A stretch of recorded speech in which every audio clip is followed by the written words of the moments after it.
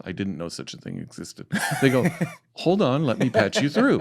So You're like, I end up getting connected with the then director of mental health, a regional psychiatrist who became, and our mutual friend who's been on your show, Jim Lawler, talks about this. Yes. You shift your voice.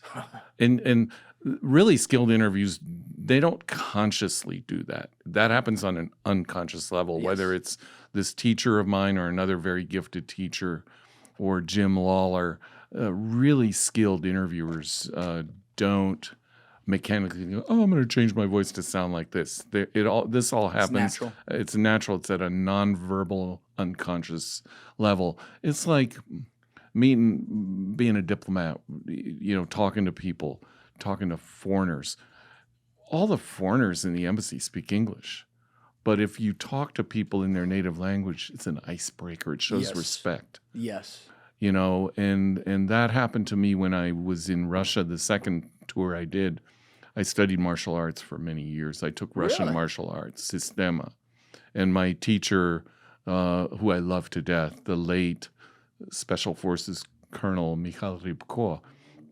Sistema classes, they have a tradition. The classes are usually an hour. In Russia, they were 2 hours long. So you're taking a beating. And afterwards, you sit around in a circle and everyone says for 30 seconds or so what they learned, what they enjoyed about the class. And I said something in Russian. And Mikhail said, we have many students that come from all over the world to learn Sistema, but we have very few like you who come with an interest in our language and culture. So I'm like, I'm in. I'm accepted. Now, they beat the living daylights out of me for the next 3 years. That's right. It was brutal, but I was accepted. It was okay. I was the first diplomat to study in that school. Yeah, you show people the respect of their norms. I mean, and I'm a Spanish speaker, so when I see patients in the clinic I work in and speak Spanish, they open up. Yeah. You're touching the heart. It's a good way to put it, touching the heart. So how did we've gone through your early career, spending it in various places around Texas, it sounds like, within the legal system in different ways. But how did it end up translating to where you basically are brought on by the State Department and they want you to be their guy? I couldn't run away from who I am and that part of my past of having an interest in international affairs and history, in diplomacy, in languages and cultures. And when I was a resident, I thought, I wonder if there are jobs where I could use my skills overseas. So back then, there was no internet, of course. This is early 90s. There's 411. So I called 411 and said, for the Washington area code, and said, I'd like the State Department. So I get hooked up. They said, Department of State. I said, I need the medical department. I didn't know such a thing existed. And then they transferred me. They go, Office of Medical Services, which I later worked in. And I said, I'd like to speak to the chair of mental health. I didn't know such a thing existed. They go, hold on, let me patch you through. So You're like, I end up getting connected with the then director of mental health, a regional psychiatrist who became a mentor and a dear friend and still is a dear friend to this day. She's been retired for a while, named Dr. Esther Roberts. And so I asked her about the job, and she goes, well, you're a resident, so you can't do it right away. You got to wait 5 years. She told me about the job and said, go get some experience and call us back. I later found out when I joined, she had been the psychiatrist who on January 20th, 1981, when President Reagan was inaugurated, flew with another government psychiatrist, like to Tehran. Government, Yeah. and a U.S. Navy captain psychiatrist from Algiers to Germany with the 52 released hostages who'd been in 453 days. And they were taken to the Air Force bases in Germany, I think it was Wiesbaden, to be debriefed, medically evaluated, psychologically, psychiatrically evaluated, to be debriefed before returning home. So I thought, this is the coolest thing in the world.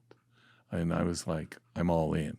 But I wasn't going anywhere. I was busy doing the other work. So I kind of forgot about it. The next year I was a resident.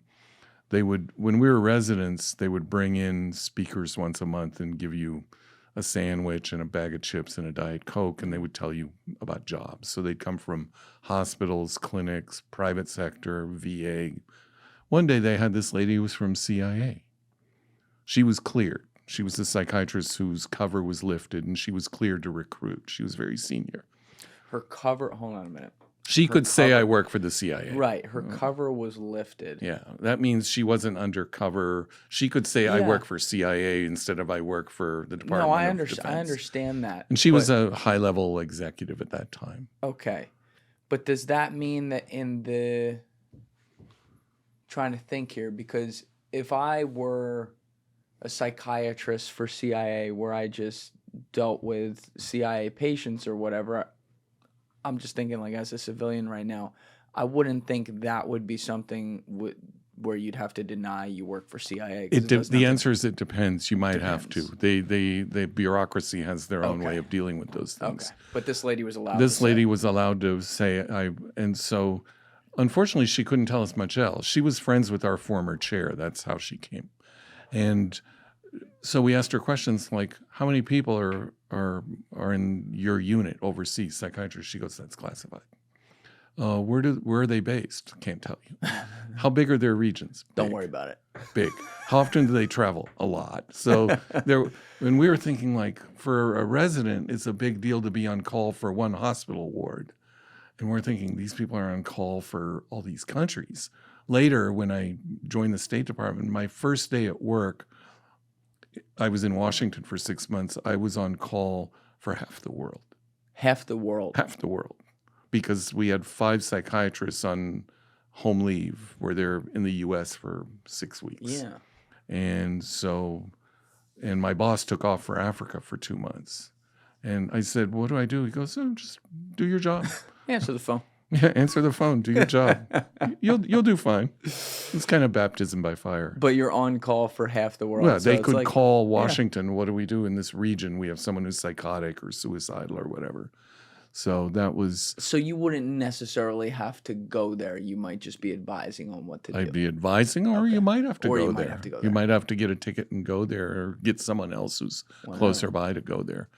Yeah, so I managed a couple of pretty complicated situations, and when I was in Washington, you learn the ropes that way. When I was hired directly to go to Moscow, which was a brand new position. What year are we talking? 2002 in the summer.